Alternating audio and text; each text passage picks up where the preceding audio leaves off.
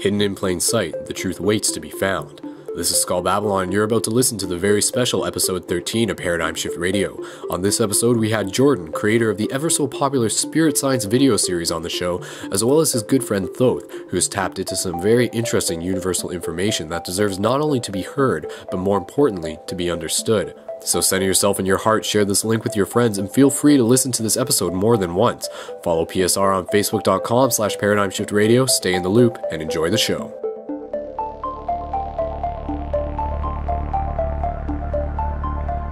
Look around you. Look at the absolute precision of nature. Look at your body. Look at other bodies, at plants, trees, the ocean, the sun, the moon, the entire cosmos. What we see is integrated wholeness, invisible precision that is itself intelligence. That same silent, unseen, intelligent awareness is the core of you and me, our true selves, our elves. Our material bodies are products of our true selves, not the source of them. This is Skull Babylon, and you are listening to Paradigm Shift Radio, as some of you already know, because you're in the live chat right now. Welcome, big show tonight.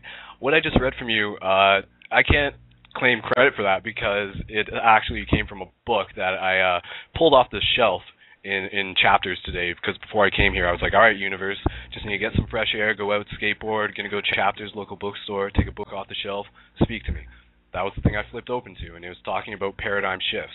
So that's the message for you on behalf of the universe, and that's from a book called Seeing the World in Black and White by Trevor Flavor, I believe it was. So there you go, guys. A little something to kick off the show right there. And for those of you who may be new, what are you listening to? You're listening to Paradigm Shift Radio. That is the new way of expanding consciousness that we are really on the ball on right now, guys. So this is a huge collective celebration for everyone involved with this, because any way that this show succeeds is a shared success with everyone. So thank you all for listening.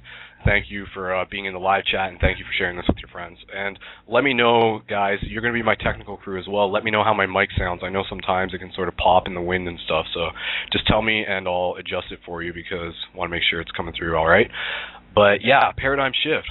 For those who may be entirely new to the whole concept, Paradigm Shift is a collective of communities across the world who are encouraging open-mindedness, healthy living, and the evolution of consciousness. It's the simple way to put it. And as of every single week, there are new Paradigm Shift communities popping up all over the globe. So, hold on, guys. I'm talking. Jordan's actually messaging me on the side here. The audio should be working for all of you. And Jordan's just saying that the audio is not working, but everybody else in the live chat is saying that it sounds fine. So Jordan, maybe you just need to press the play button. Play button. So Jordan from Spirit Science, he's our guest. He's just talking to me inside here. But not to lose track of what I was saying there, because he'll be able to. Hold on. Can't type and talk at the same time. Alright. Anyways, so as I was saying, Paradigm Shift, okay, volume's okay, Sorry guys, I don't usually get thrown off course right now. I just want to make sure that technical-wise we do have everything in check, since flying solo tonight. As those of you who have listened in the past, you know I'm the co-host, and Michael Brazel, he's here and there, but expect him back on the show, and definitely what I was saying before about the whole paradigm shift thing. So paradigm shift communities are emerging all over the world. It's something that more people are getting involved with, and that's great to see. And every week there are new paradigm shift communities. So what I actually want to do right now, I'm just going to give you guys a run through of some of the paradigm shift communities that I am aware of, but this isn't even the full list. So right now, throughout the world, there is currently Paradigm Shift Chatham, Mississauga, New York, Grand Rapids, Quebec, Cordoba, Fairbanks, Alaska, Netherlands, Toronto, Menominee, Wisconsin, I think, Victoria, Alaska, Hampton Roads, Sarnia, Abbotsford, Greater Vancouver Community, Bloomingdale, and London. Paradigm Shift London is the one that I am associated with, and that was sort of where the whole Paradigm Shift thing got started. Got started as a few of my buddies starting a club in the college, and then it it just sort of grew from there. But the fact that it succeeded here in London, it is a proven and tried and tested example of what can happen anywhere else. So for those of you who are still thinking about starting up a Paradigm Shift community, be sure to check out the main websites, which are www.paradigmshiftcentral.com, which goes to Paradigm Shift London, and that will link you into all the other Facebook pages. But then you got the Facebook for Paradigm Shift Central, as well as Paradigm Shift London and Paradigm Shift Radio. So if you're listening to this and you haven't liked Paradigm Shift Radio yet, be sure to do that. Just go to the Facebook page and click the button and one-up that for me. So what's happening in the Paradigm Shift London community? Well, we have our community meetings every Friday, and those have been going well. Every week we're having about 20-plus people come out, and that's just us meeting in a yoga room and doing our regular communication and just talking and sharing ideas. And one idea that I'm just going to share with you, because this may be something that people want to implement eventually, but please tell me you guys heard that Zelda noise. Somebody tell me that you heard that, but that was my phone going off. But anyways, what we implemented into the latest meeting, I have a hacky sack that has a yin-yang on it, so I threw the hacky sack around to the person who was talking. So any person who was talking, they just hold on to the hacky sack, and then they throw it to the next person when they're talking, so this prevents people from talking over each other. So once you guys get up to those numbers in the Paradigm Shift groups, feel free to implement that idea. It's a simple one. But that said, guys, before we bring Jordan and Thoth onto the show, I would like someone to call into the live chat right now using the button and the number up at the top. You can dial in using an actual phone, or you can dial in using Skype. It's pretty easy to do. You just press the button, launch application, and it goes from there. That's the beauty of Blog Talk for you. But what I'm specifically looking for is someone who is involved with the Paradigm Shift community in their area, because basically I want to hear from other people how it's going across the globe. So that said, I do have a couple people in the queue, and I'm going to bring on one of these callers randomly. So caller 376-5976, brace yourself. I'm about to bring you on air, but if it's not about Paradigm Shift community, it's not a big deal. You still get to say hi and everything anyways, because this show's all about community. So, da-da-da. Hello, caller, can you hear me? Caller, can you hear me? Okay, so they may not be ready, but that's fine. So, if I see a new number calling in right away, then I know it's going to be someone who's dialing in who has some sort of relation to the Paradigm Shift community in their area, and that's sort of what I'm waiting for. But I do have another caller who I can try bringing on right now, so I'm going to try that. Hello, caller, can you hear me? Hello, caller? Yeah, see, no, that's cool. So these people aren't actually totally prepped. But that said, hey, Vaughn, I'm going to bring you on the air. So, Vaughn, if you're listening, I know your mic's already queued up, and I'm going to bring you on the air because I know, you are associated with this whole paradigm shift thing. You're recognizing the fact that, it's happening. That was one of the things I was actually thinking about today. I was just, standing there under the stars, and I'm just this whole shift thing, it's going to happen. It's almost, unavoidable. It's going to happen in some way or another. So it's just a matter of us just, fully following through with it. So, Vaughn, I'm bringing you on the air right now. And, hey, Vaughn, can you hear me? Yes, I can hear you. Hey, dude, what's up? So, I'm fine. Yeah, how's it going, man? How are things looking from your end? Well, everything's looking good. We started up a group called Horus Rising and Friends on Facebook to try and help bring people together who are all kind of, because, everyone's starting to wake up right now, and they're starting to see what's going on, because it's not just, a long time ago, it was just a few of us. We were like, oh, something's coming, but now it's strangers you meet will just stop and talk to you, and they'll know things that, things you wouldn't normally talk to people about. I feel like people are starting to realize the alternate realities that we create and we project and how we make things. I mean, the biggest example is you can be laying in bed and you'll be thinking about, how do my motor skills work? And at what point do I decide when I'm going to do something? You think, I'm going to go do that. Well, you've already created an alternate reality where you've thought about what you're going to do. And so you go and do it. And I think that, the way the world is coming around and people are starting to get all these mental problems and whatnot, people are starting to wonder what's really causing them. Because at first, people didn't have an answer. They went to doctors, and then they came up with all these different science practices for how we can change people's heads with medications and whatnot. But then people developed more problems because of the medications. And then finally, people just started trying to do homeopathic methods. And then after that, a lot of people started cleaning out their bodies, and then it's a new thing now. Lots of people are cleaning out the stuff that's in their body, and I think that is a huge cause, which is making a lot of people start thinking for the first time with more than just the left side of their brain. Uh-huh. Yeah, like one of the things, just a continuation on what I was actually reading out of the book that I picked off the shelf today, because it was talking about like this whole like what is a paradigm shift, and I'll just actually since I got it written down, like I went there and I wrote a bunch of stuff out of my laptop. I'm just gonna read this out. This is like from the book. So, for the Western mind, it is more than unsettling to have the rug of objectivism pulled out from under it. In fact, it is paradigmal.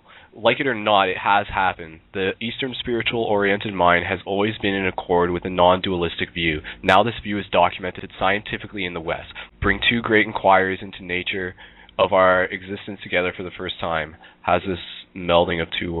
has this melding of two worlds happened before.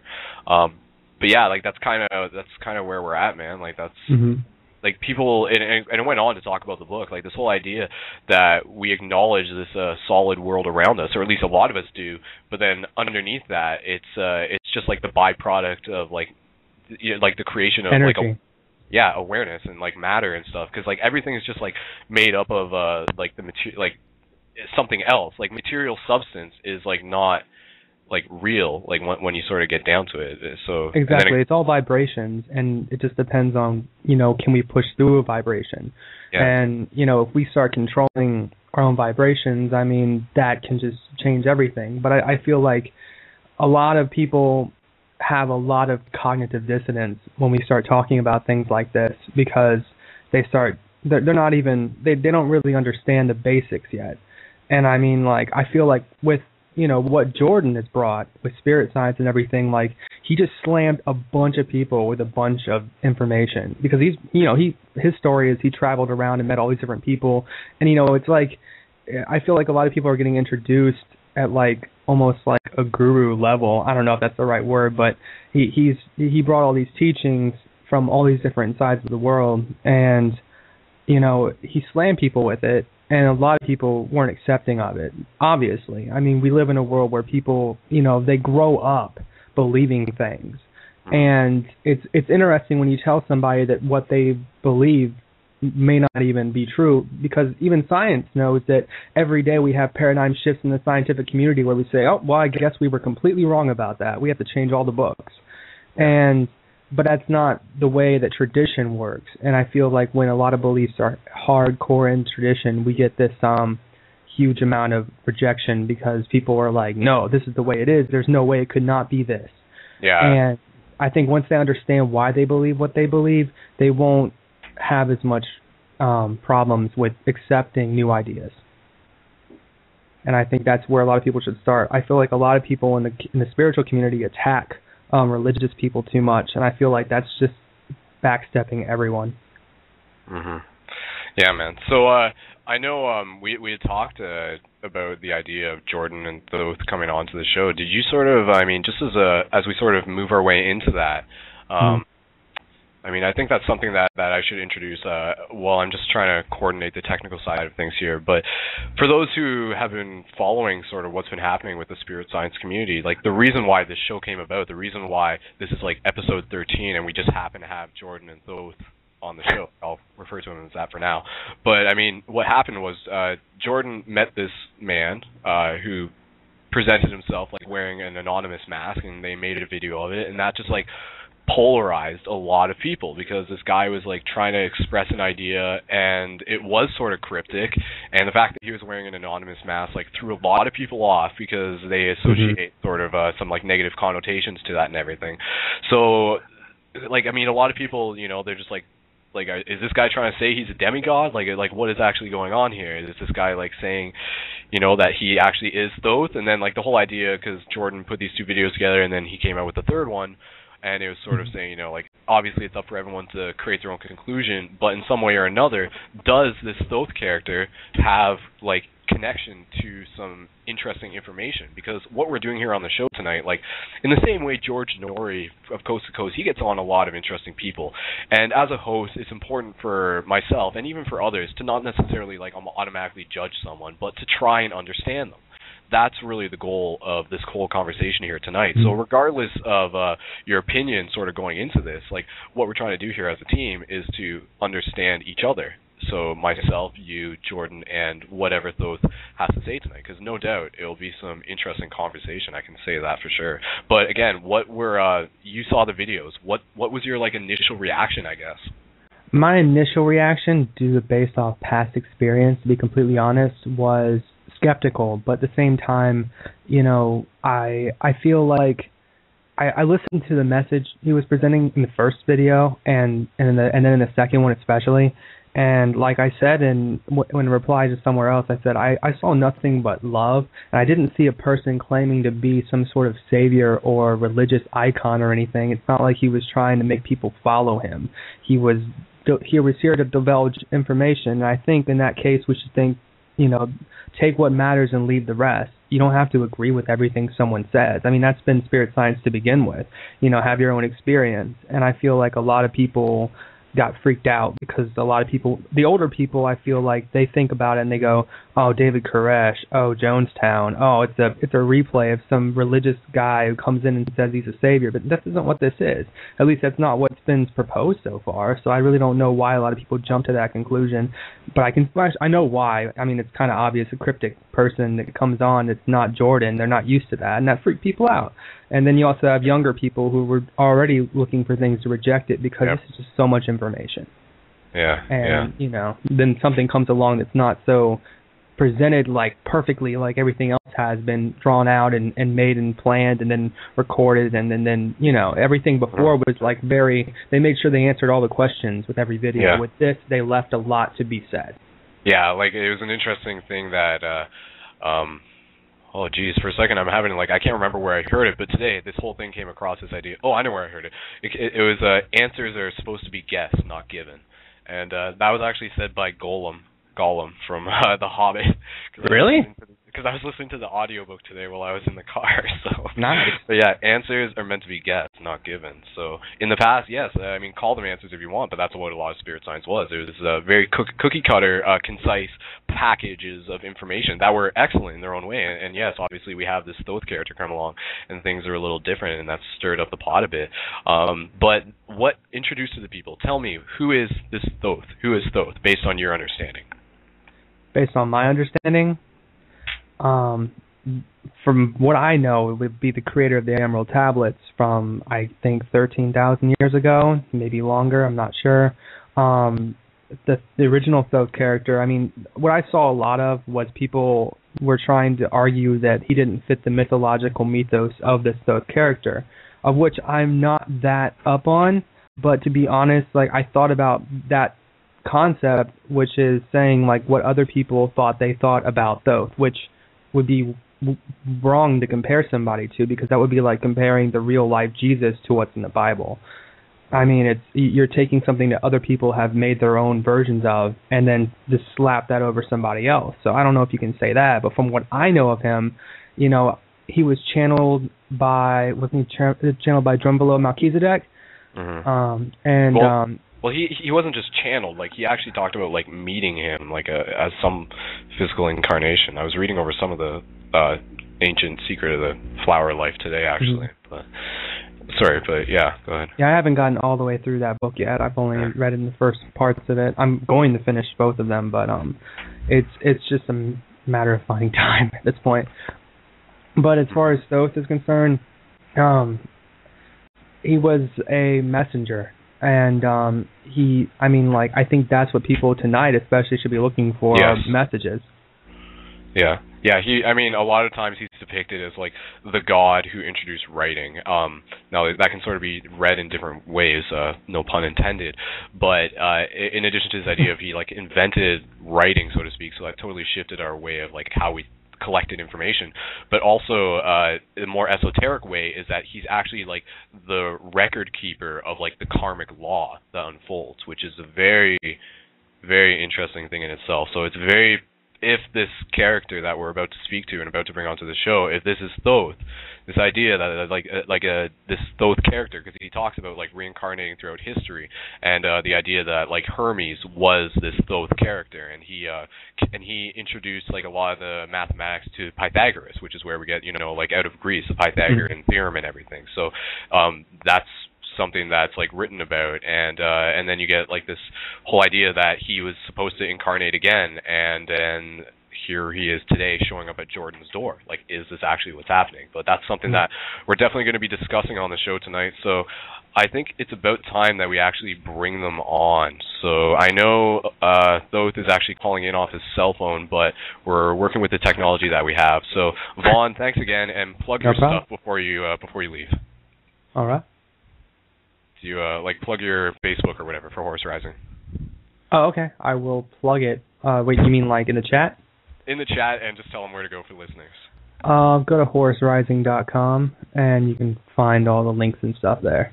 Right, and that's like a band and stuff, and you make music and everything, and sing about Yeah, we do. We stuff. made a song called Food for Thoth, and we actually made a music video for that, and it's pretty awesome. And apparently Thoth himself checked it out and thought it was pretty cool. Sweet. All right, dude, good talking to you, and feel free, we might bring you on later in the show. So I'll be around. Okay, see you in the chat. Okay. Thanks for having me. All right, so there we go. That was Vaughn Halford, a good friend.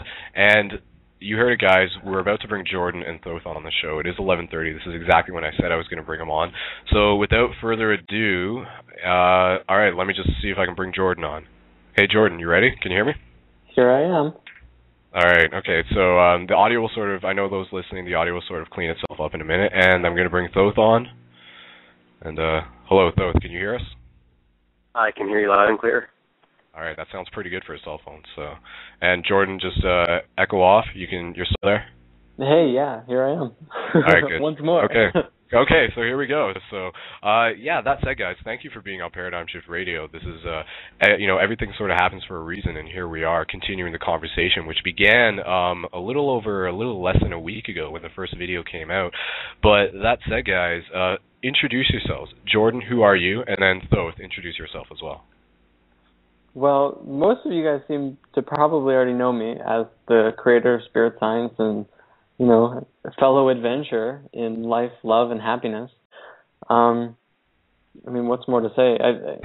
It seems, everyone on the comments are like, hey, it's Patchman, Jordan, all right, you got it. They know me. They want to meet the other guy. Yeah. All right, so let's hear from the other guy. Thoth, go ahead, introduce yourself. How you doing? My name is Nathaniel Elijah Gromowski. I go by the title of the Fourthborn Thoth. Cool. And pleasure to be on your show. All right. So that said, we discussed this briefly before the show, but I'll refer to you as Elijah, since on a human-to-human level, I know you can choose to go by that name, but. And that said, guys, at this point in the show, I do want to already see a couple questions coming in from you guys, because this conversation is definitely one that's going to be community-oriented. So as I'm talking to them now and just getting introduced, feel free to PM me, private message me through the live chat. And for those of you who don't even know about the live chat, if you're listening to the show through Blog Talk Radio, now is the time to quickly create an account or log in with your Facebook, scroll down, and you'll see the live chat. And right now we do have 122 people in the live chat, and obviously the listeners are going to be a bit higher than that. So feel free to promote this show within the next couple minutes as we sort of get comfortable and get into this conversation. So that said, Thoth, what made you, explain to me, sort of walk us through this. How did you and Jordan meet? Or Elijah, sorry. No problem. Actually, meeting Jordan was very coincidental. I had watched one of the Spirit Science videos and was very intrigued by a gentleman named David who made that helixolite board that I'm sure so many of you are familiar with. Mm-hmm. And they had alluded that he lived in North Carolina. And I live in Southwest Florida, so that wasn't too far away, and I thought it would be nice to connect with somebody. So I had Facebooked a friend who lived in North Carolina, and it turned out to be Jordan's neighbor. So that was very, very ironic. He kind of was delivered right to me. I ended up staying with a friend of mine who it was next door. And we just started connecting, and as the week progressed, we started to get to know each other more and more, and then it was like more came out as to the nature of who he was. So it's just really interesting. It's synchronistic, I would say. Yeah, that does paint the picture a little differently. Because I'll be honest, like when you first mentioned, even in your video, you're just like, oh yeah, like this guy just showed up at my door with a mask on. Like I'm just like, like there's just like painting a little bit of a. Like, it wasn't exactly like that. No, very synchronistic, like you said. The mask came out once we figured out who we were, and then, what really happened was we got really excited and wanted to share this understanding with a lot of people, or share the excitement with a lot of people, and did it in a way that freaked a lot of people out. Very much so. It's taken us to where we are, and now we have to acknowledge the present to move forward and transmute the energy and any stagnation that was created. But at the same time, I mean, it's just made things more interesting, really. I mean, we go from one thing to another, and this is kind of where we're at now. And actually, for listeners, I wanted to say also, while you're listening, because you have access, you're on the internet, of course. I would suggest going on Google and just doing a Google search for Thoth as well as Elijah, and just see what comes up, because it's very interesting, and you'll find a lot of connections.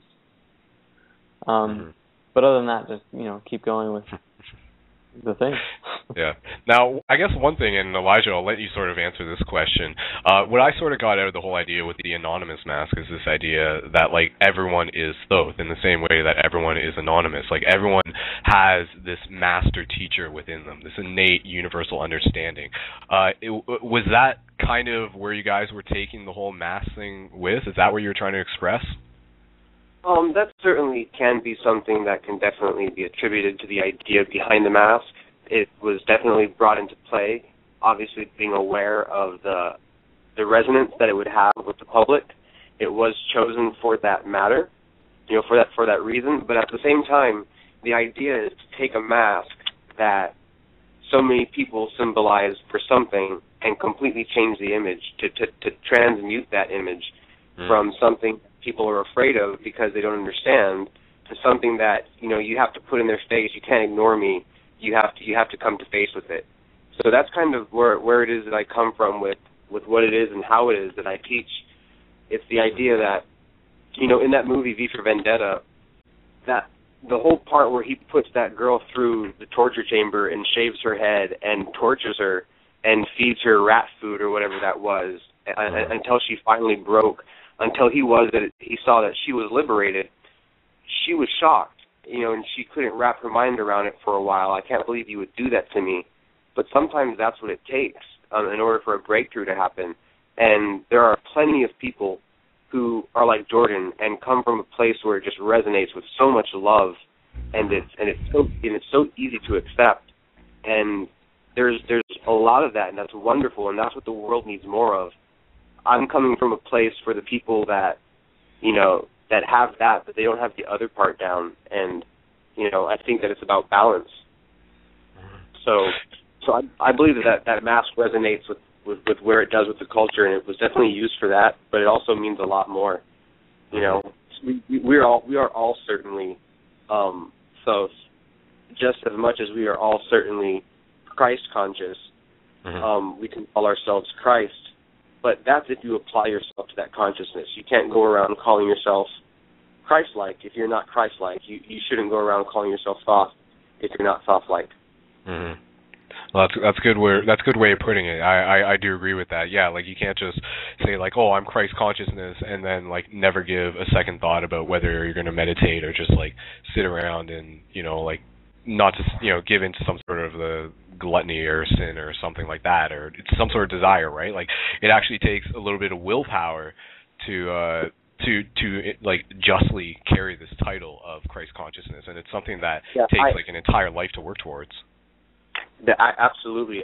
I would take it a step further from absolute just willpower to on my website. It's where a lot of people I'm going to kind of I guess go into this if you don't mind. People are very confused to the idea of death, and I mentioned the word death a few times on my website, and the death to ego, and it is certainly an egotistical death, but it's one that certainly does manifest itself in our bodies. We have to change the way we live, and it cannot be a cheap confession with our mouth.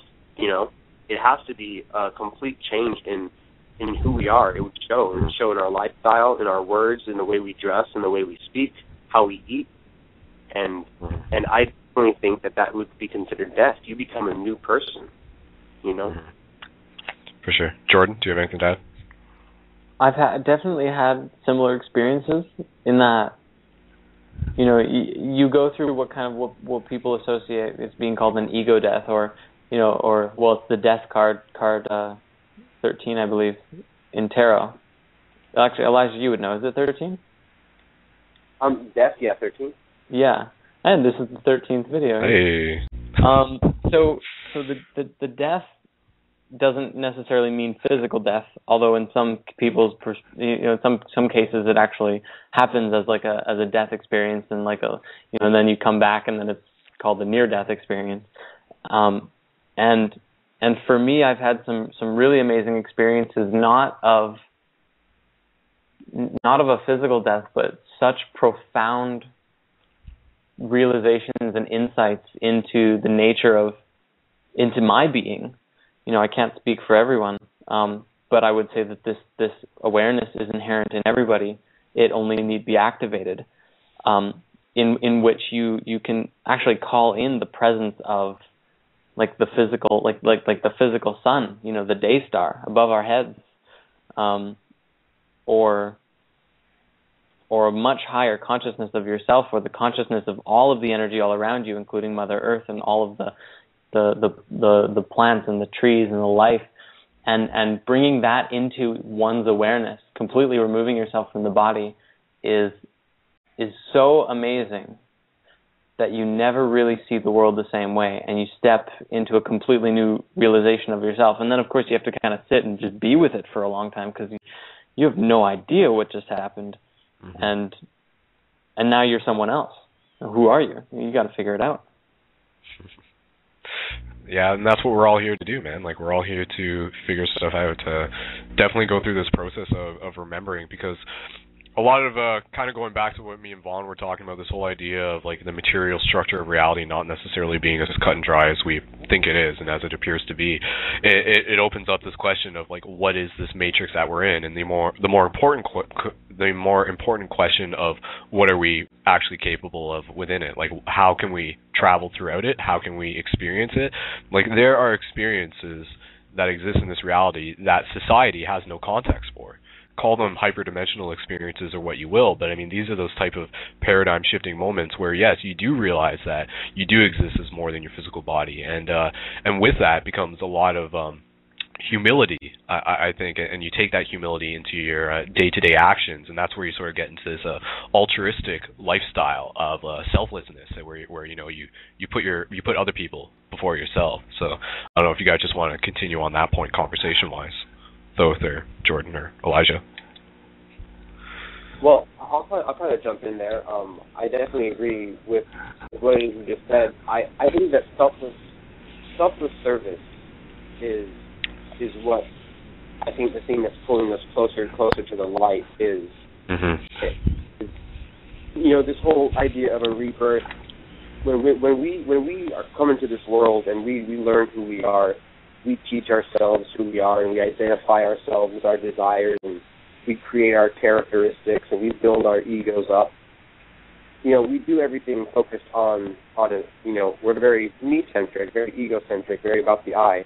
But when you have that rebirth experience, you really have to understand, you come to that understanding that in order to do good by myself, I have to do good by others. And that would immediately put a humble attitude in you when you come to that realization that, the best way to uplift myself is to be the servant of everyone around me. And, I believe that anybody who, claims to have that rebirth experience, Jesus said that you'll know who are my disciples for the love they have one for the other. And that's one of the most amazing things that I can point to as how do you know? How do you know someone is real about what they say? Because everyone can have a namaste sticker, or a coexist sticker, or an Om bumper sticker, or a tattoo of a lotus flower. But do you love? Do you practice love? Is it apparent? Is it all over you? Is it all over everything you do? That's how you know. You know, that's humility, and that's that self-service. Jordan? Well, I mean, I agree completely. And I guess that's kind of what I'm practicing as well and trying to do. But it's, you know, it's a balance between creating what it is that you want, and creating from a space of love, and also, you know, trying to discern where people are coming from.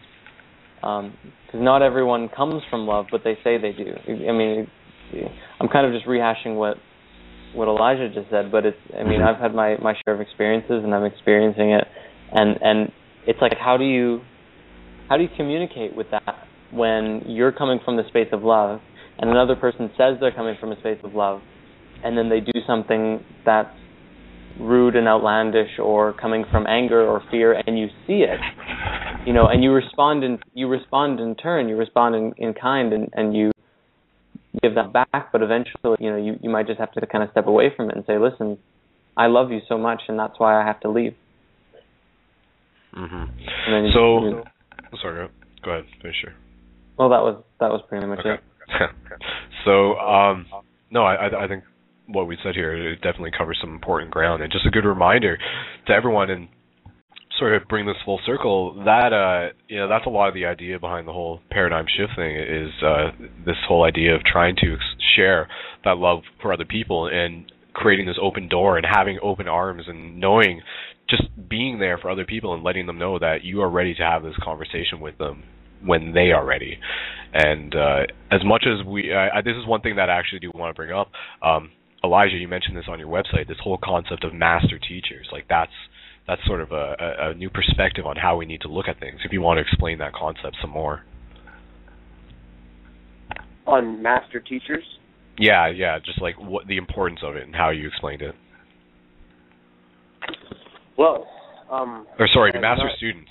I said it wrong. Master students. I think, was that on Elijah's site, or are you referring to the end of the newest video? Well, I think it's on both, though. But, the term master students. Like, this idea that we all need to be master students. So either Elijah. Where it is on my website, only because I have books. If anyone's seen my website, I have entire books on there.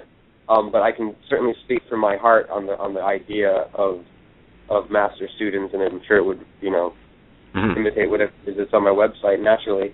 But, you know, any master or anyone who's going to be a teacher has got to understand that you have to be a student. It's the same way a king. A king isn't a king unless he's a servant. And a teacher can't be a teacher unless he's a student. And every time he teaches, you know, I know that personally, when I speak, when I don't speak, there's thoughts in my head. And I don't hear my thoughts audibly. They have no form other than inside of my head. So when it is that a student comes to me and sits at my feet and asks me a question, I may have thought of these things before, but I've never spoken them. And when I speak them, I hear them for the first time as well. And it would behoove anyone who speaks to also listen to themselves. And you learn from yourselves as you speak, but that would never come. I would have never spoken those words unless a student asked it of me, unless I were a person who just had dialogue with myself. But even in that act, when someone asks you a question and you answer it, you know, you're hearing those words for the first time many times.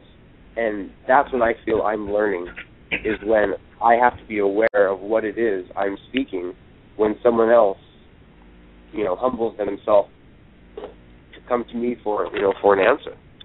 Mm-hmm. You know? Yeah, like a good, you know, in this, all of us need to be able to take on that role of teacher at some point or another.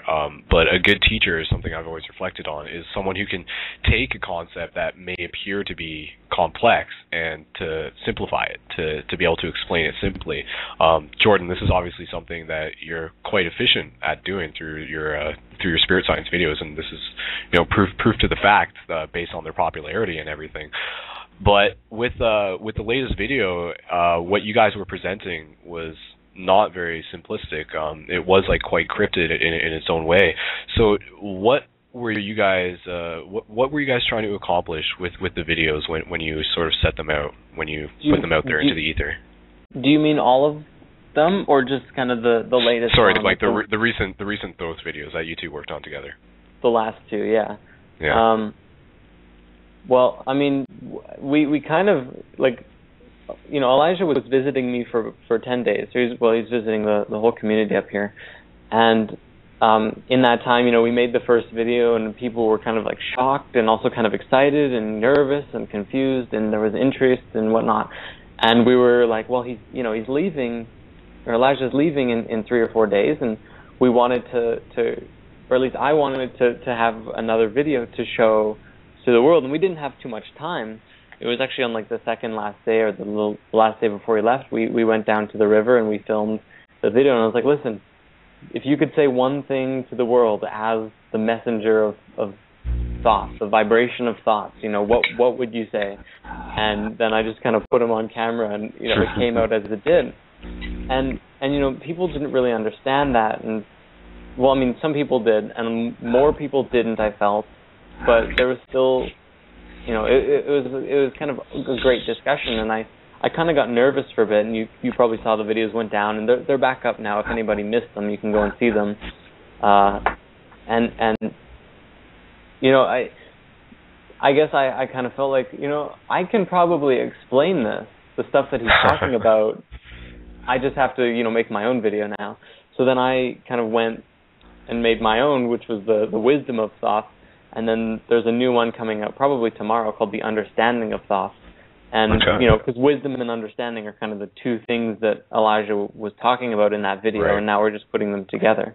And ultimately, I think they're cryptic in the way and reason that because, you know, we want people to think, and we want people to find their own answers, and we want people to look within. And if we keep making videos that kind of eludes and just says, this is, you know, this is this, and you are this, and, you know, it's just kind of giving them answers rather than getting them to ask their own questions. Because the more questions that you ask, it means that you're inquiring deeper within yourself. And that's kind of, I think, if anybody is really on a spiritual journey, you know, that's the main thing, is they're looking within themselves and asking their own questions. So, I mean, that's kind of where the videos came from, and where they're going, I guess, is kind of this has sparked a something within me. I mean, definitely something within me, I think within a lot of people, but I'm kind of in this space of inspiration right now where I want to keep making videos, more like blog videos, I guess, or kind of videos with me just kind of talking about stuff, which I haven't really done very much of before, that were, you know, most of them have been animated, we'll say. So to kind of get my face out there, and perhaps even Elijah's in the near future, I don't really know, that'll be up to him. There definitely could be a lot of good more information coming up faster and faster. And considering the time, you know, we're 3 months away from the end of the year. I mean, there's no better time. Yeah, definitely. Now is the time to carry the sword, and the sword is the word. You got it. We got it. So, hear that, people? Carry the sword. And sharpen the sword. Elijah. Yeah, the sharp sword, that's right. Elijah, so this is a straight up question. The whole Thoth thing, who do you see yourself as? Are you Thoth? Do you see yourself as an incarnation of Thoth and Hermes, or is that just something that you choose to represent yourself as? Well, unfortunately for all the skeptics who are, you know, hoping that I would give them something to say, hey, I told you, so I'm not going to be able to do that. I do believe myself to be the fourth incarnation of Thoth. I call myself the Fourthborn Thoth. I do not claim to be a deity.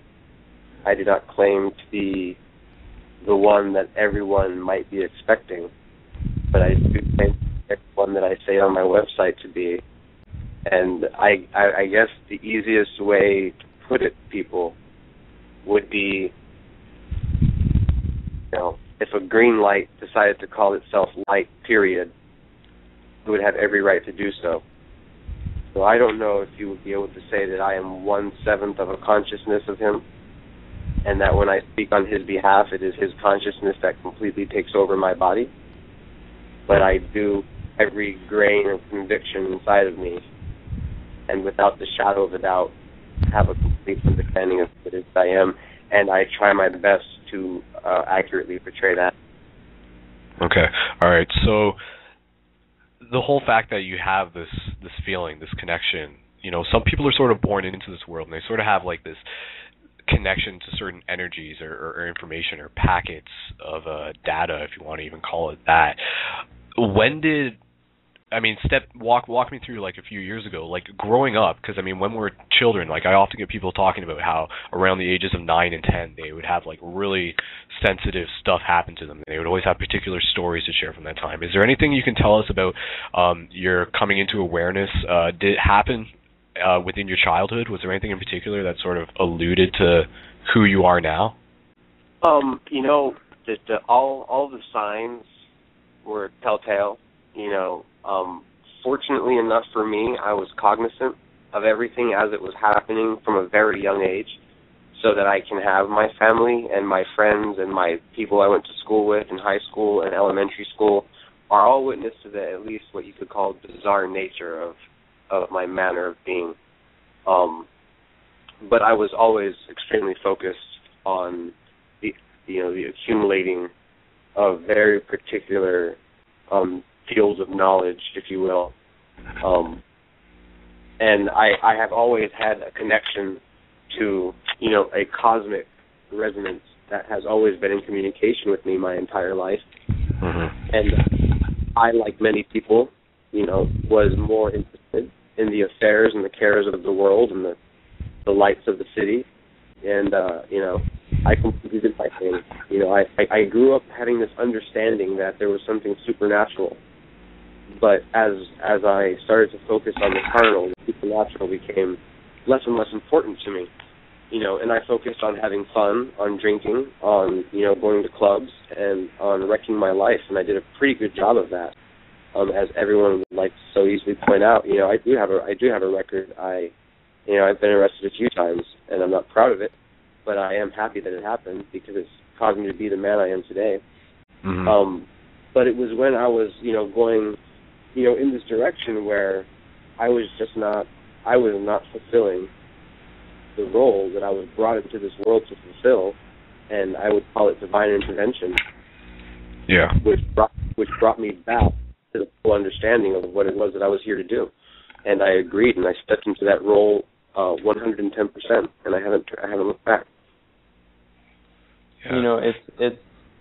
I feel the exact same way, in that in the last year, there has been great potential for the creation and manifestation of so many different things through spirit science and through me and all that. And I've kind of got on myself and not been happy about the work that I've been doing because, if you go and check out Spirit Quest, I went from the first 7 places. I went up the chakras, that was great, and then I went to Australia. And then it was around returning from Australia that I kind of drifted into losing focus, we'll say, on what it was that I was originally setting out to do. And the quality of videos and the quality of information that was coming out was kind of drifting, and my focus was very elsewhere. And, it wasn't until Elijah came into my life and we started communicating that his awareness of what he is here to do sparked the inspiration within me to wake up once more and to resume my position of trying to, or actually no, rather doing and being the light, shining the light that I'm here to shine. The same as everyone else, but I guess I have this ability with video production, and I can capture some people. I've done it before, and it's it feels like time to step into that once more and kind of step up. It was kind of interesting too because right as I kind of got that inspiration, then we made that video, and everyone got really angry. I was like, oh, the first step was a step in the direction in the opposite way, but it's showing me what I've created, and it's really interesting because people. Like I had a talk tonight with my friends on the moderate, for friends of the on the forums and the moderator council of the Spirit Science forums, and they were just very honest with me about how the community feels and what's going on and what they've created, what I've created, and it was a really good chat. So, I mean, honestly, honesty is the best medicine. Being true to yourself, being true to each other. Yeah, absolutely. Yeah. Go ahead. Well, yeah, I mean, I think. Yeah, you. It's all you, man. I was just saying, yeah, no, the whole honesty thing, like that's what it's about right now for everyone listening. It's being honest with yourself, and that's something that maybe not a lot of us are used to doing. But being honest with yourself also means being able to recognize the role that you play, because all of us are born into this world with talents and gifts and certain pieces of the puzzle that are meant to be shared. So I have mine, Jordan has his, and Elijah has his. So that's really what we're doing here today. But that said, Elijah, take a second to think about this if you need to, or if there's anything off the top of your head, in terms of the information that you're bringing with you, that you're here to share with everyone listening and everyone who will listen to this in the future. What are some things that you feel that you would like to share with the people, with your fellow beings of light, as a representative of Thoth?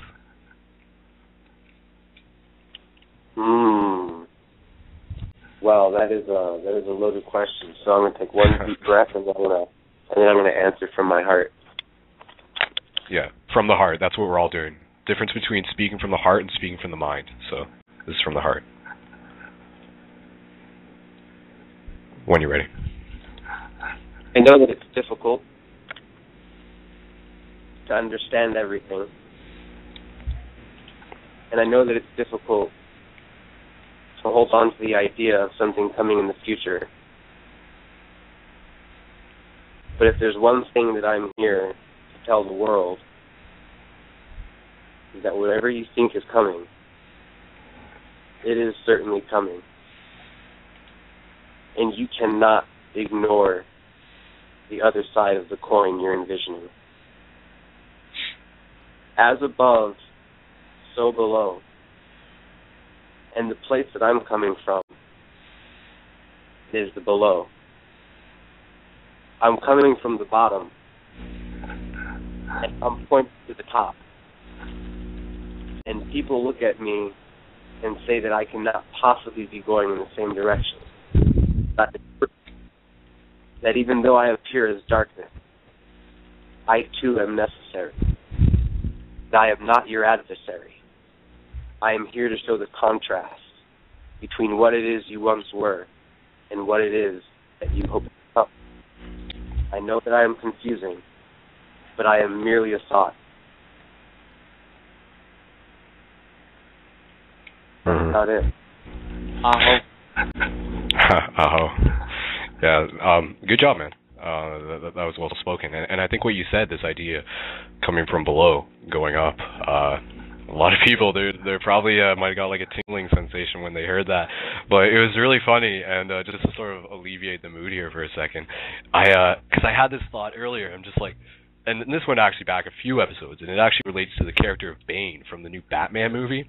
Have you guys seen that? No, I haven't. Okay, well, Jordan, have you seen it? Like Batman? Yes. Dark Knight, yeah? Yeah, like the whole character of Bane, like he's sort of, I mean, I'm not directly comparing him to who you are, Elijah, and what you're doing, but in a very similar role, he was this like necessary evil, this necessary darkness to put us through the situation, which caused us to like rise out of it. So, and it's just funny because like you wear a mask and he wears a mask and everything. And yeah, hold on, let me see if I can do my my Bane impersonation. I actually practiced this. So, okay, how did I do it?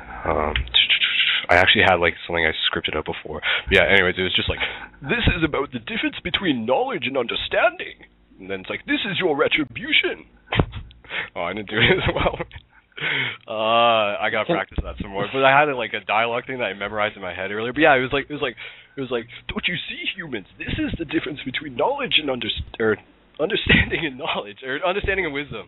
I'm scared. I'm tripping over my tongue here. I'm just having a fun time. But okay, so I'm confused if you're Yoda or Marvin the Martian. Yeah, see, it probably doesn't come through on the mic as easily. But I honestly, I've only done my Bane impersonation around a couple of people, so I know I gotta practice it. But yes, Yoda, see, one must do, not try. I'll practice a Yoda impersonation. But anyways, guys, I'm getting lots of laughs in the chat, so just to alleviate the mood there. But well, actually, go ahead, Jordan. I'd like to say something, which was actually to kind of reflect on that mood that was brought out when Elijah said what he said, because I thought it was very interesting, and I think that this is part of the lesson that we're learning, and this is part of the newest video that I'm putting out probably tomorrow, maybe the next day. We'll see. But it's simply that when you hear something that comes from a space of understanding, or a space of wisdom, or a space of knowing, and it doesn't make sense, the first thing that a lot of people want to do is just kind of resound the information and spew it out and kind of reflect it, even if they don't quite understand what it was that he was even said in the first place. And part of the lesson, if you want to truly understand the practice of listening and allowing the information to flow, taking a break to just breathe and take the information up into your third eye through your throat, can work wonders, can really bring about a lot of new understandings, and I think a lot of people are really quick to respond and reflect, and I don't want to put you on the spot, Brendan or Skull, but I think that after Elijah said what he said, and then you kind of went into impersonations, I think that was kind of, I don't really know where that vibration came from to take it where it went, but what Elijah said was very profound. And if for people listening on the YouTube, I know this is live right now, but on YouTube, if you go back and just listen to what he said, and then pause it, and then just take 5 minutes to just breathe and think and process the words, it may become much. The understanding can come so much deeper than just being like, okay, he said, something about darkness moving downwards, upwards, light, but he's bottom, and okay, moving on. Because, if the words are processed, then you can understand it, and you can become it, and you can become something new. You can experience that ego death, rather than, dodging the vibration in the first place. No, good point, man. I'm glad you didn't pussyfoot around that.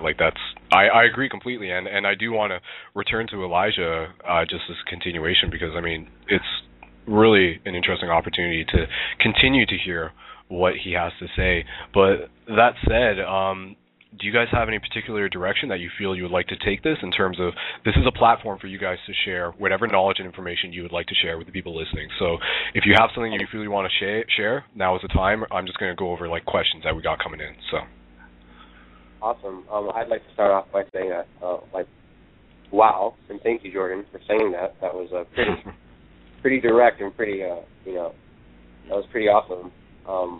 But I also understand that, we're on a live show that has a timer, but we can't just sit here and pause for 5 minutes. Right, yeah.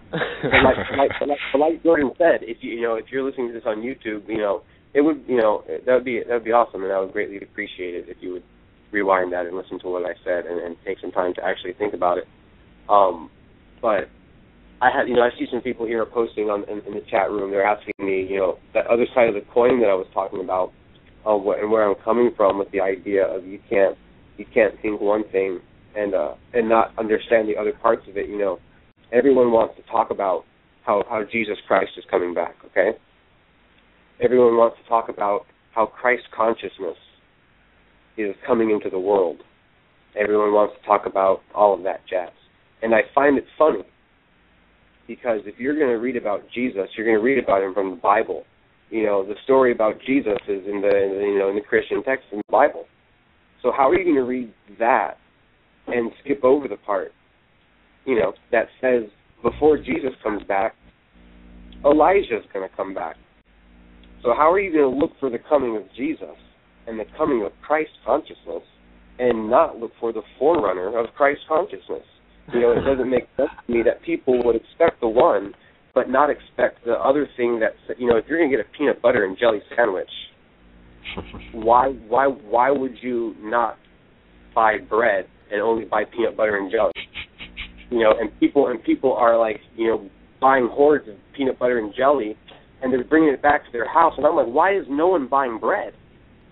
You guys are not going to be able to make this peanut butter and jelly sandwich you're talking about so much, and you will not be able to enter into Christ consciousness. That's my message. You cannot enter into Christ consciousness unless you open the door. And if the door's locked, you're going to need a key. And that key is the understanding of the flip side of the coin. There's a consciousness that foreruns every consciousness. And then there's a consciousness that comes after every consciousness being forerun. And you can't focus on, just one aspect of it. People often they understand the angel of death, if you will, or the god of death. That used to be called the god of recreation, the god of rebirth, and it slowly over time becomes manipulated and corrupted. And so do doctrines. And the idea that everything is love and light is wonderful. But you have to understand that all these ancient religions and all these ancient texts, they understand that there's a God of destruction for a reason. There's a God of rebirth for a reason. There's a God of death for a reason. There's a God of, darkness or quote-unquote evil for a reason. And that has to be acknowledged. You can't ignore it. You can't talk about everything that's good, and you can focus on the good, but you can't ignore, the other side of it. And where I'm coming from is to educate people on it. Is not to get people to focus on destruction. It's to get them to re-understand how it is they see destruction. People have this idea that, it's good versus evil, and that exists in a duality-based matrix. But good and evil does not exist once you escape a duality-based matrix. And people want to talk about entering into Christ consciousness and still condemn the devil. And you have to understand that when you truly enter into Christ consciousness, which is unity consciousness, there's no devil. If there is a devil in Christ consciousness, it's you. It has got to be, because when you are in unity consciousness, there is only one being, and if you can perceive the devil, it can't be the light, it can't be the thing that is, it has to be you. And that's what I try to teach. I try to teach people that you can't enter into this consciousness of unity with a duality-based consciousness. And people, they stagnate because they can't proceed any further. They're afraid of breaking the chains of tradition. They're afraid of stepping outside of the box of what feels comfortable because they're confused. I know that there are so many people that watch, not only spirit science videos, but any quote-unquote New Age rhetoric videos or philosophies of, great minds. It's confusing because it goes against what people with their rational minds can comprehend. But when you start to understand and look into the things that you don't understand, opposed to ignoring it because of fear, you understand that there's absolutely nothing to fear. And everything that is bad works for the good. And everything that is destroyed can be built up better. And everything that dies is recreated. That's where I'm coming from. People fear. I have the word Lucifer on my website. I have, a name that I go by, which is Hekiraro Shakanu, and there's the word Satan spelled in it, and everyone's like, oh my God. And I'm like, no, that's just a name. That's just a conveying of an idea, and people want to look at things and condemn it and send it to hell. And I'm like, man, you cannot look at me and curse me without cursing yourself. That's how closely tied we are together.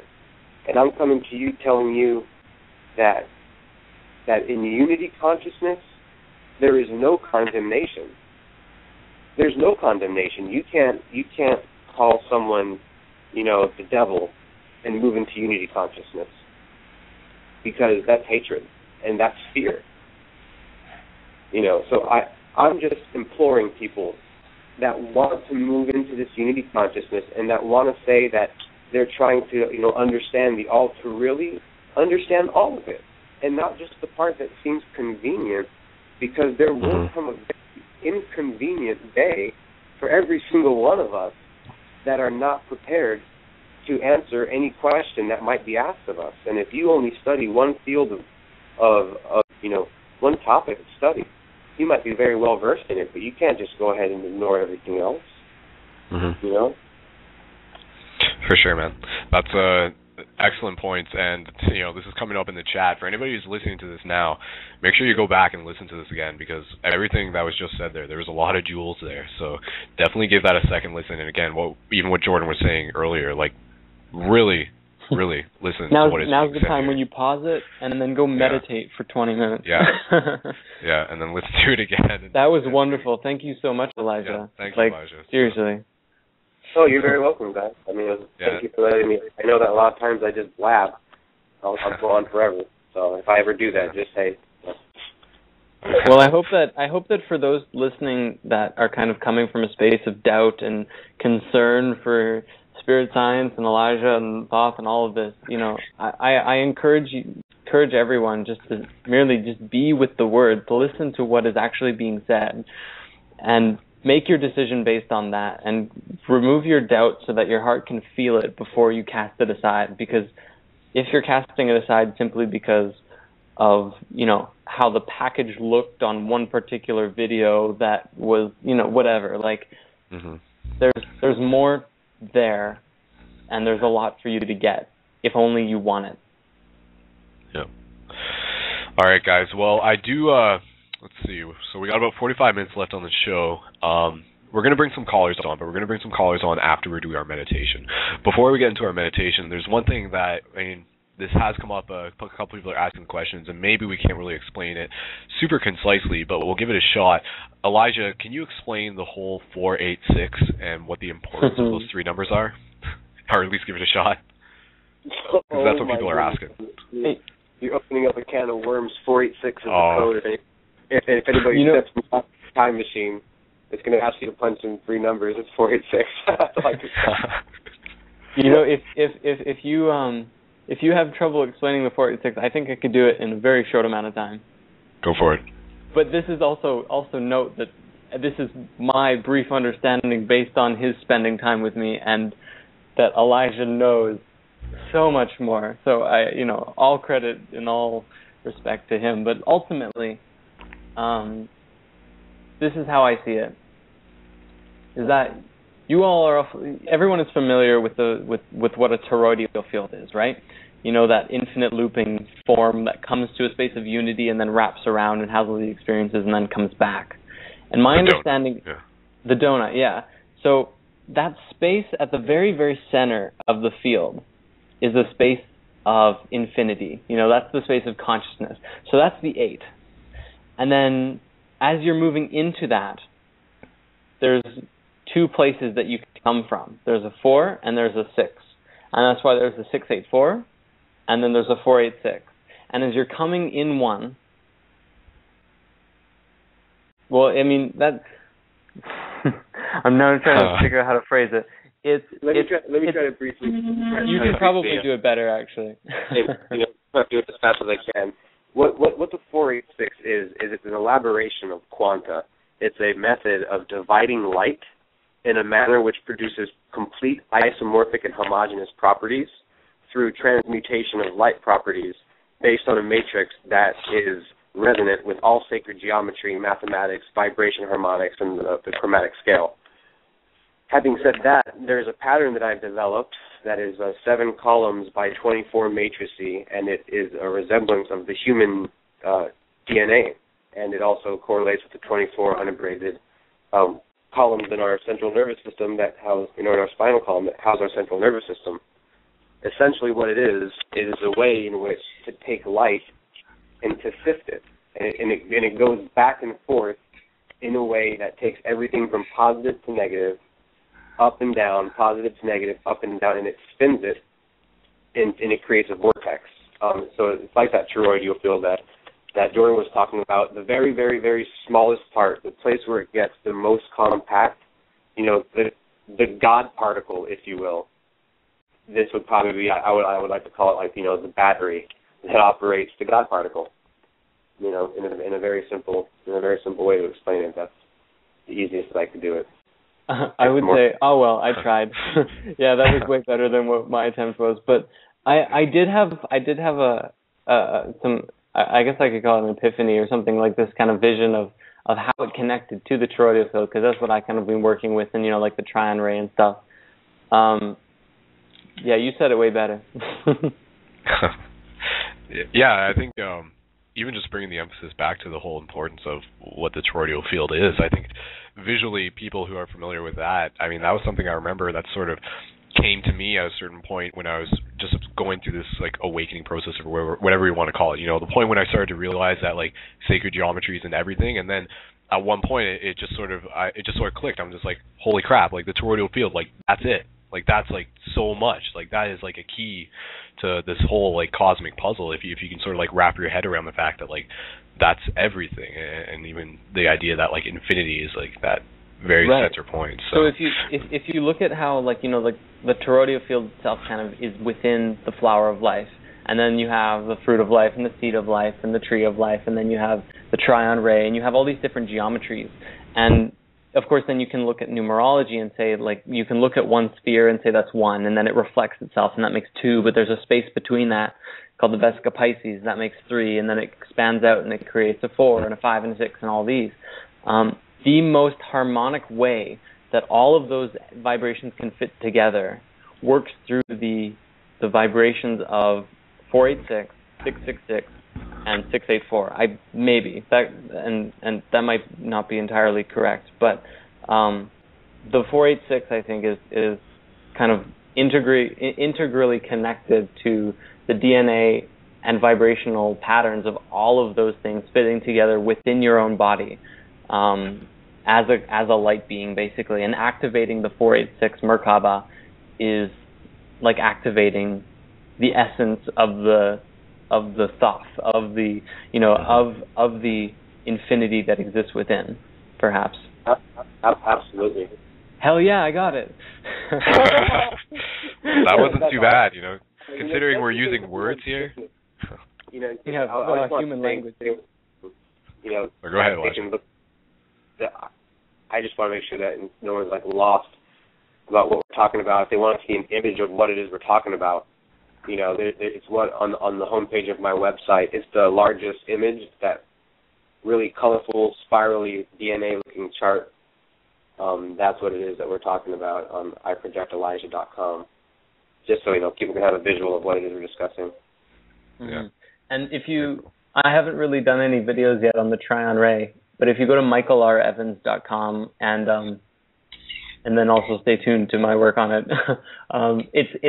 it's basically the three-dimensional form of that and how it all fits together. So just so that one's aware, but for now, go look at Elijah's stuff. Yeah. The thing you're talking about, Jordan, is that sort of depicted, it kind of looks like a W, kind of? The Tryon ray? Yeah, is that what I'm thinking of? No, the Tryon ray is actually the smallest particle that anyone can ever think of. Just try and imagine science says that the smallest particle is a tetrahedron with, 4 points and 6 sides or something like that, maybe 5. And the Tryon ray is a particle where every face, every edge, and all the points are exactly the same size and shape, but it has 2 points and 3 edges and 3 faces. And it is basically the geometry of a straight line. And that's kind of cool, but we'll get to that in time. Cool. All right. Well, a lot of questions brought up and a lot of information shared. So thank you guys so far for what we've been able to express as a team here. Because it takes more than one person to have a conversation. So I'm glad we're doing it together. And what do you guys feel going into this meditation? I'd like you guys to bring your own ideas and your own energy into this. How would you feel would be an appropriate way for us to go into this meditation as like a huge collective of people listening to this right now, and for those who are going to listen afterwards? I mean, obviously. Jordan, I'll let you go first. Sure, Okay. go ahead, Jordan. Well, I mean, my whole thing is trying to get into that space of unconditional love, unity consciousness, and just giving and allowing all things and coming from within your space. You accepting and loving yourself from a space of unity consciousness. And so I guess what I want to inspire and encourage is kind of letting go of all attachments or judgments or ideas about the way things are and accepting all of them in the present moment just as is and you are, and kind of just opening up your heart and feeling into the love that exists, that is very, very ever present within you. Cool. And Elijah, do you have anything to add to that? Yeah. Well, what I always like to envision whenever it is that I meditate, and what I tell people who ask for any tips on how to meditate, the first thing that I always picture is a fire. And this fire is inside of us, and the thoughts that come to our mind, I always tell people, the purpose of meditation isn't to clear your mind. It's to make whatever it is that you have in your mind, to make it clear. So whatever thoughts that come to your mind, don't try to push them away while you're meditating. They're coming to your mind for a reason. I would get to that space where you can at least stop all the chatter, and then whatever that thought is that's coming to you, grab it and pull it into the pit of your spirit and just let it be there with you. Let it be there and don't let it move.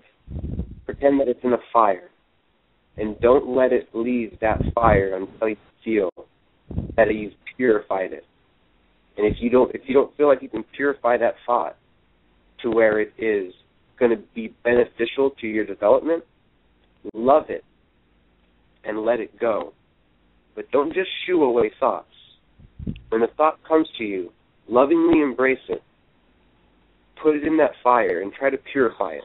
If you feel that it can become malleable and mold it into something that can benefit you, then move it up your chakras and let it resonate with you.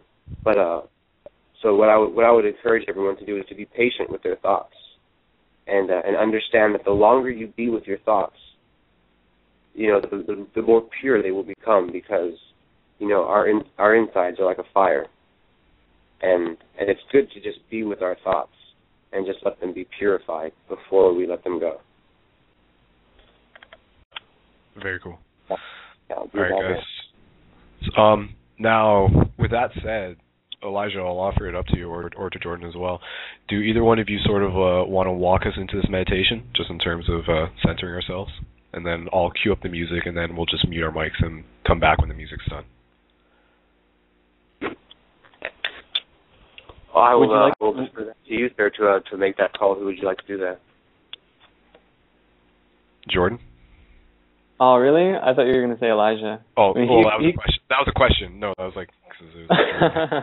Well, I mean, I can definitely do it if that is what the people want. I think Elijah has the, considering his what he just kind of said, it might. I mean, with that in mind, going into it, it'll be awesome. But I mean, either one of us could probably do it. Maybe we should ask the people on the chat. Okay. Quick in the live chat. Who do you want to lead you into the meditation, Jordan or Elijah? We'll let the people decide. And we'll just let those come in. But, everyone's saying Elijah. They're saying Elijah. Yeah. Okay. So Elijah, it's on your plate. Oh, a few Jordans. Yay! You got a Jordan. You got a Jordan. Aww. Tough race. No offense taken, you guys. Yeah, unless we flip a coin on it.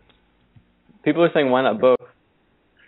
If you guys want to do both, by all means. So it's funny because I was pushing away, and now I'm like, oh, no, you get here, Elijah, you start. If I feel like I want to jump in, I will. Okay. So it's both you in some way.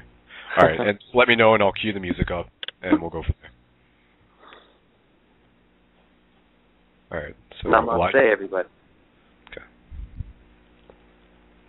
If you will, I would like to invite you to join us into a place where our consciousnesses are united, into a place where there is no separation, no duality, no fear. I would like you to all take a deep breath in and be with it. Hold it and let it out softly.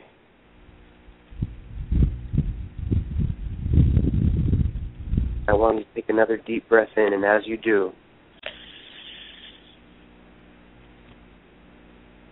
understand that it is eternal life force energy. Let it resonate inside of you and let it out.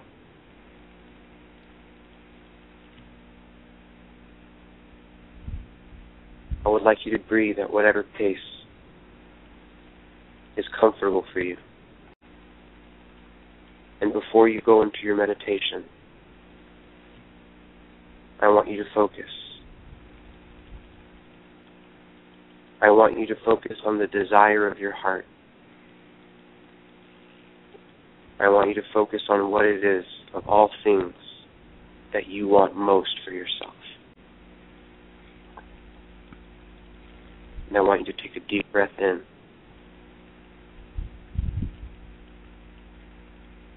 And this is what is coming.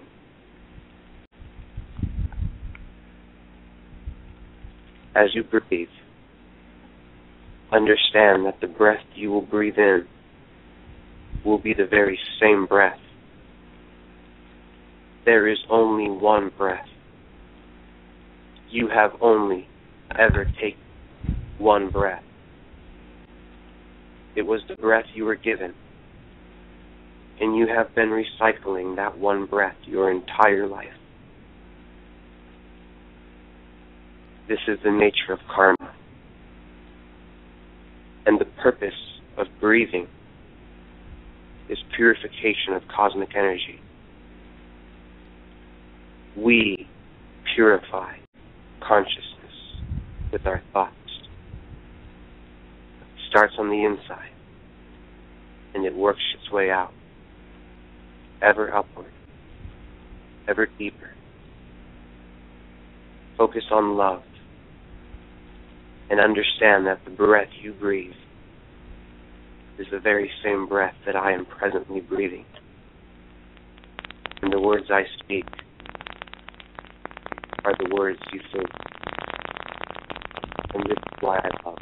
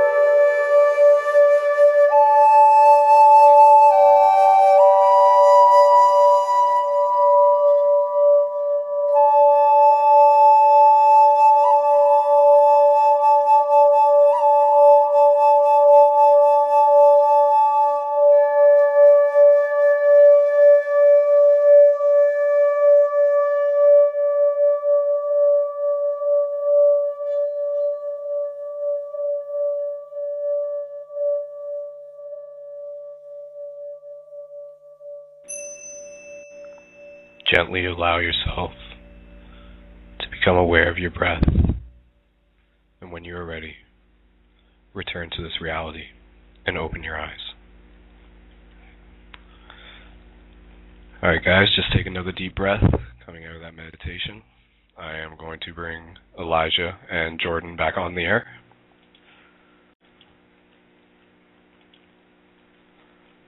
Alright guys, welcome back. There you go. Alright, yeah, just take a moment to take that in. Thank you for everyone who took part in that. That was definitely the largest group meditation that we've shared together as Paradigm Shift Radio listeners. So, good job, everyone.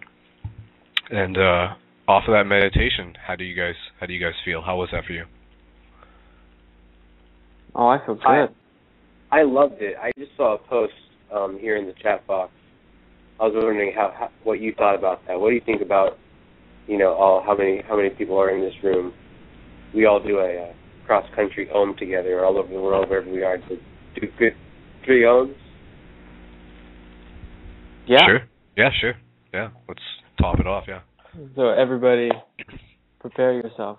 Take some all right, deep breaths. Everyone seems to be excited. We're going to do a group Om together. And if you're listening to this on YouTube, feel free to join in as well. Yeah. For time is not as linear as it might seem, and you are still existing at the same time that we are. That's right. And even if you're listening to it on an MP3 player and you're sitting on a bus, you're not excused from this exercise. Yeah, meditate. Yeah, Om on a bus in front of everybody. Seriously.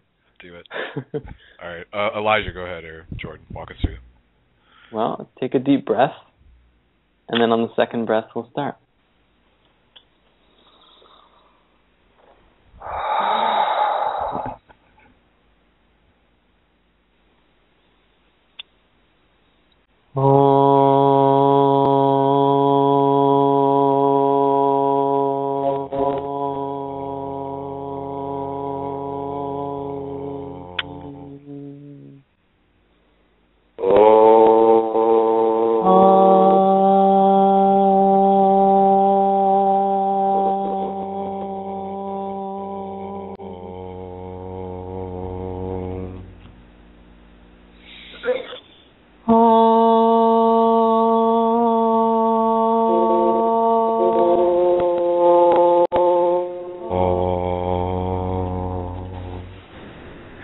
We nailed it on the last one. Nice, had a little harmony going on there too. So. Barbershop quartet, gentlemen. Barbershop quartet. We have That's right. All right. In the future, when Skype does not suck, this will sound even better. We'll do audition for the fourth owner. That's right. Yeah, expect the album out later in 2015. Maybe we can get the Atlantis King in on it. Oh, there you go. the Atlantis King and the previous Atlantis King. Cool. All right, guys. Unless you guys have anything you feel in your heart that you want to share right now, just put it out there to the listeners. Let's get some other people on the air. We still have 22 minutes left in the show, so if you are in the live chat and you have called into the show already, be sure to press 1 on the keypad within Skype or on your phone, and that tells me that you are wanting to come onto the air. So if people who are queued up, okay, so I do have a couple people queued up who are ready to come onto the air. So before we do that, just again, anything that you guys feel you need to say that's pertinent? If not, we'll go into the callers. I love you. All right, so first caller we're bringing on is, if I'm pronouncing this right, Zephitim, I think. So, all right, caller, you're on the air. First name and where are you calling from? Hi, I'm Ty. I'm in Tennessee. Cool. And Ty, what would you like to bring to the show? Okay.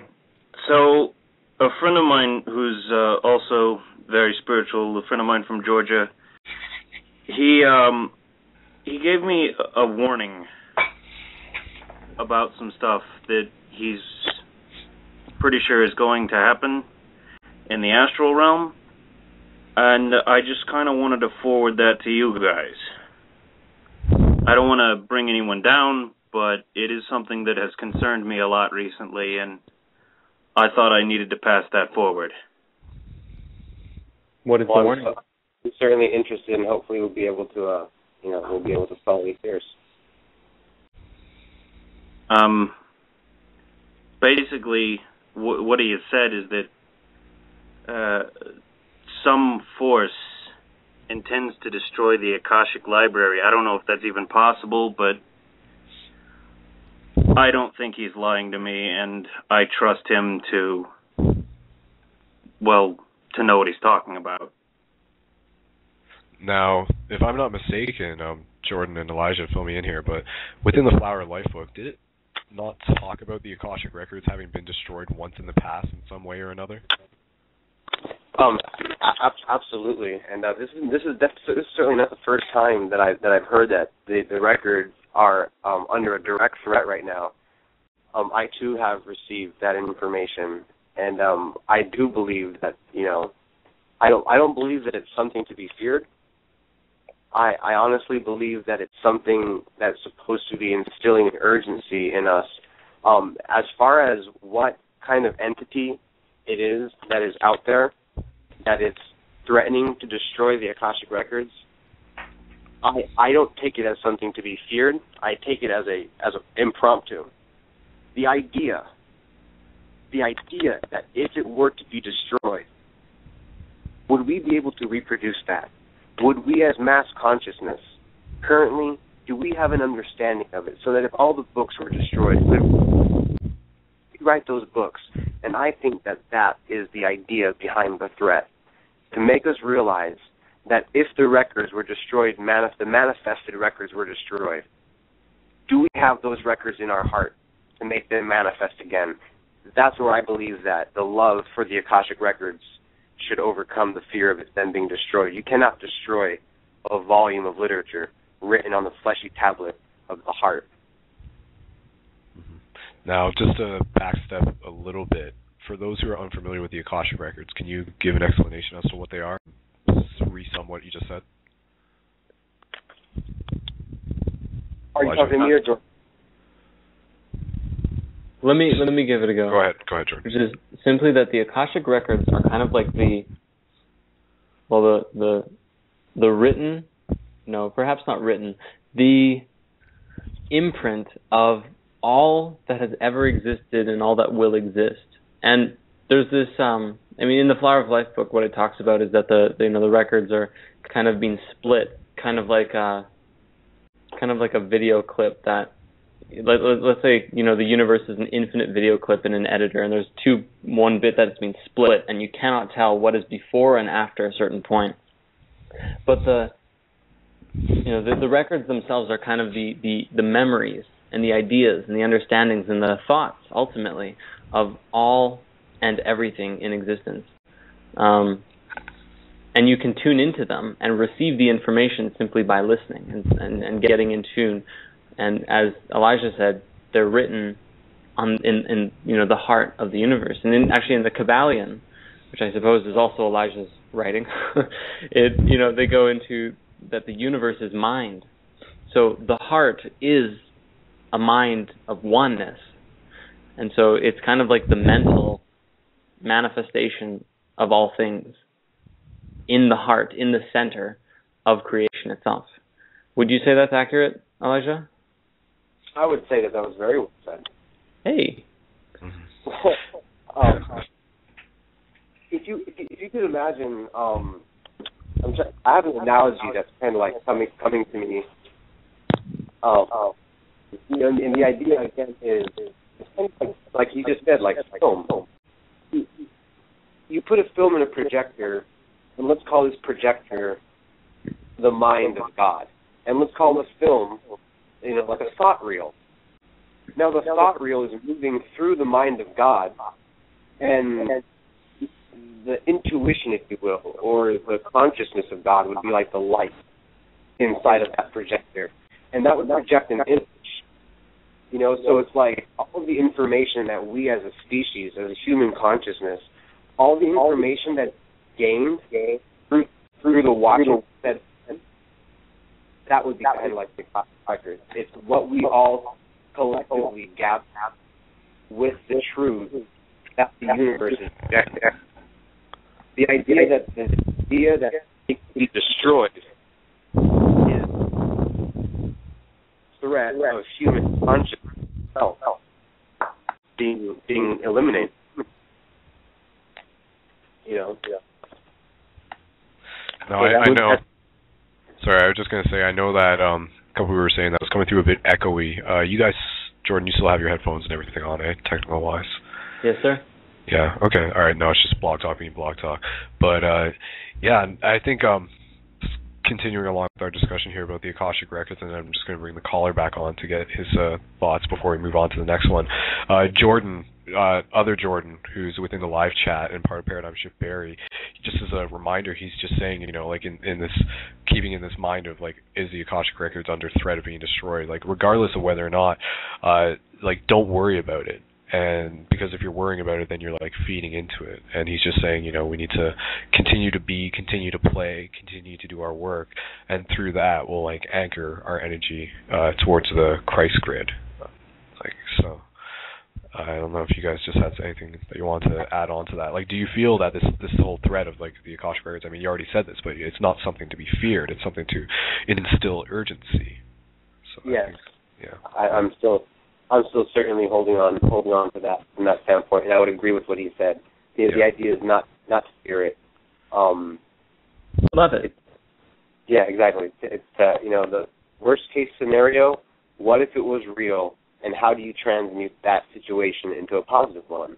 And I think that, you know, that's the only way to do it. Is like, you know, you can't destroy what's in my heart, so like there's nothing to be afraid of. Mm-hmm. Yeah, and that's, I mean, you know, when you use the word transmute, I know a big discussion, a topic that hasn't directly come up tonight is this whole idea of alchemy and this idea of transmuting, like, even our thoughts from positive to negative and negative to positive and vice versa. So, not that we really need to get all the way into that, but I'm just going to bring the caller back on. So, caller, did you have anything that you wanted to add on to that, just as we quickly move on to the next caller, or did that answer your question? I mean, I do feel reassured a good bit. I didn't want to, you know, upset anyone, but it was a concern that was weighing heavily on me, and I just wanted to pass it along, and I do feel reassured, so that's good. Okay, cool. All right, well, thanks for calling in, and love and light, so. All right, and say goodbye, caller. Goodbye. Okay, bye. Thank you very well. All right. Bye-bye. All right, so just moving on to the next caller, guys, since we only got about 13 minutes left in the show. Hey-o. Okay, so bringing on the next caller, and caller's number is 569-9177, so bringing them on now. Hello, caller, you're on the air. Can you hear us? Yeah, what's up, man? Yo, man. All right, first name, where are you calling from? My name's Billy. I'm calling from Baltimore, Maryland. Yeah, I mean, I just wanted to, like, reach out and, you know, Jordan's Spirit Science series was, like, one of the things that really, like, aligned a lot of my suspicions about, you know, the mystery of life and all this kind of stuff, and knew it was, like, spiritually based. And soon after I found out that, I found Jordan's videos and, you know, it made a huge impact on me and whatnot. But really, like, I just wanted to, you know, just reach out and connect. And what Thoth said about, you know, darkness really is pretty much sums up, you know, pretty much why I am who I am and the journey that I've gone through and just like what I do and what I connect with, because me, myself, you know, I'm in a band and I play extreme metal music. I play like the darkest kind of music that you could possibly listen to, and I connected with it for so long, and then it was to the point where it was like, you know, even though it has been, you know, my father was into heavy metal and stuff, I had been with it since day one. I'd faced also a lot of things growing up, and it was always something that was, you know, stable for me. So when I was at a point in my life where it's like, damn, why do I connect with this, like, dark shit, you know? And so, you know, it made me look and allow me to continue my introspective journey in a way that, like, I don't know, it's hard for me to connect with people on that level, but it's, I mean, through the whole band thing and everything, like that, I feel like, really that's like my purpose. The band itself is really all about unified consciousness. The way we write is very organic and collaborative based, and we delve into the darkness, but we always try to uplift our listeners and incorporate them in this visceral experience that we're trying to create, and like really, make connections with people. And I just wanted to like share like, what I was kind of doing, and it's good to know that other people are like doing it too. I didn't even know about like the whole Paradigm Radio or anything, or I hadn't even seen the Thoth videos. I didn't even know what to expect with hearing him talk. But everything that he said has really resonated with me and aligns a lot with my kind of own interpretations of my experiences through life and that sort of thing. Cool, man. Yeah. Well, that's awesome. Thank you for sharing, and thank you for doing what you're doing. Thank you for the gratitude. Yeah, man. That's right. And plug your band. Like, do you guys have a Facebook? Yeah, I mean, we just recorded for the first time like a couple of weeks ago. I mean, everything is very early for us. But we're mainly like trying to work through like the underground creative community within Baltimore, and I've helped start another thing called the Baltimore Art Collective, which is like the same thing, like getting together like-minded creatives to put together events within the city to just connect people. And I'm also doing like this other thing, like I've curated this art show called Metatron's Cube. Actually, it's inspired by my little bit of knowledge that I've gained about sacred geometry and whatnot from Jordan introducing it to me, but then me later on exploring it on my own terms, that sort of thing. And the show is meant to represent Metatron's Cube in a way that it brings together all these diverse pieces of work that are like similar in the way that these people go into the creative process in order to like conquer things within themselves and ultimately express themselves. And like all the works are very aesthetically and conceptually connected,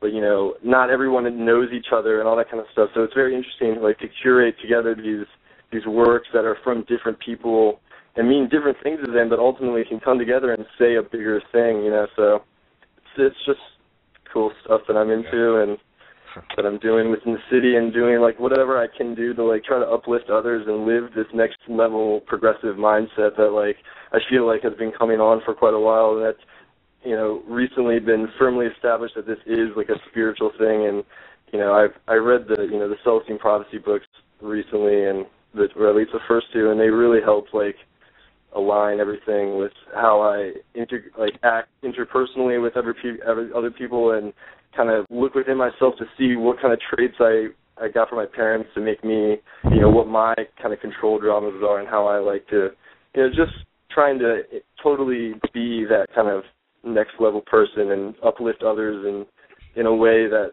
can hopefully help them to look inward and just start that journey, you know what I mean? Because that's all you need to do is get people to like look inside, because that's where all the answers are, That's where, congratulations on what you're doing. It sounds like you're on the right track, and I'm certainly interested in seeing what you have musically to offer the world. So make sure you put a link to your band in the chat, in the blog chat, so everyone can hit that up. Yep.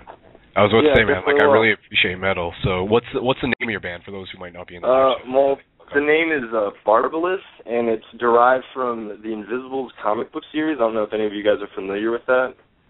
Sorry, did you say Marvelous? Yeah, Barbalus. Barbalus. Barlith.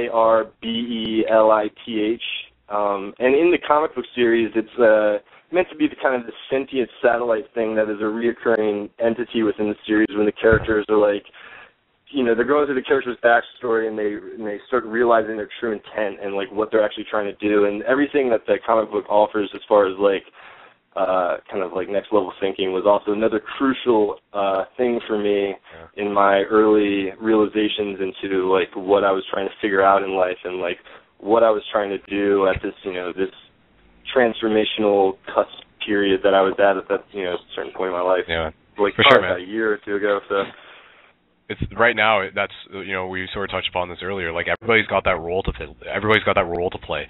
So it's about us coming into that heart space, knowing what that role is for ourselves, and then like moving into it and bringing other people together. Like this is what this whole shifty 2012 stuff is about. Like it's really about coming into yourself and then bringing people together. Like that's kind of what you're talking about, the whole Metatron Cube idea, bringing stuff like that unity, bringing stuff into unity.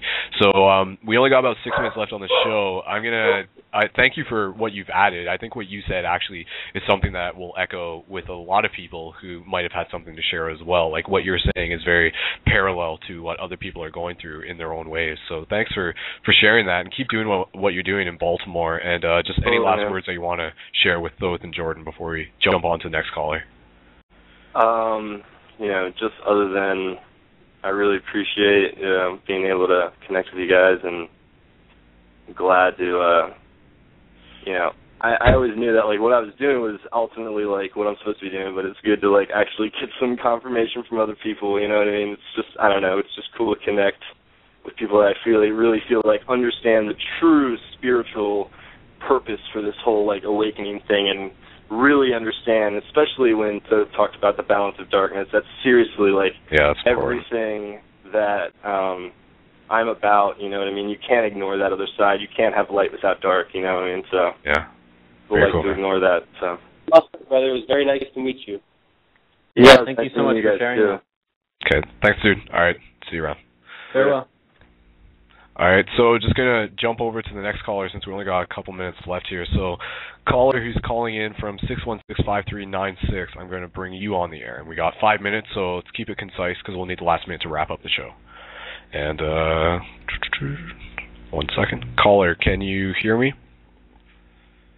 Hello? Hello? Hi, caller. First name and where are you calling from? My name's Fernando. I'm calling from Kansas. Cool. And what would you like to bring to the show? I was just gonna bring up just a couple of just random points. Like when you're sun gazing, you know how you had to sun gaze touching earth to ground, like your feet had to be bare on bare ground. I was watching something on this sand channel, and then a thought occurred. It was like you can't sun gaze in space because there's too much pressure. You'd have to be wearing your suit, and you couldn't look through it, so it'd be impossible. I don't know. It was just a random thought. Cool. Well, that said, Elijah or Jordan, sun gazing. What do you guys have to say about that, real quick? Sunglasses. About 45 minutes before the sun goes down and 45 minutes before after it rises, you can sun gaze without sunglasses, and also during an eclipse. You do not need sunglasses, and it feels amazing. Actually, I don't know if anybody experienced the eclipse firsthand only a few months ago. I actually sun gazed at it. I was in Arizona at the time, and it was the most beautiful sight. I actually saw the light dim down. It was awesome. It was amazing. Yes. Yeah, totally. I think the more aware you become, the more light you're able to bring into your eyes, because light, the greater vibration of light you can see, the more you can receive, right? So if you are at such a high vibration that you can look at the sun at any time and receive its light, then you're either burning your eyes without knowing it, or you're actually able to receive such a high vibration of that energy that you can probably, it's like getting a supercharge from the sun. Yeah, well, like also to go along with the first, I also thought about like how amazing would it be to actually see the sun, like just suspended in space, or even from a different planet's perspective, like Mercury, or, well, you couldn't see it through Venus because it's the thick clouds, but Mars, that'd be fucking awesome. I don't know, just... unless you're fourth dimensional and living with the Hathors on Venus. I think we'll... That's a different thing. We don't have 2 minutes. We don't have time to go into the Hathors. We'll get into the multiple dimensions on planets, yeah, that's for sure. All right. Caller, anything else you'd like to add, or Elijah, did you have something to say on that? No, just thank you guys for doing what you guys are doing.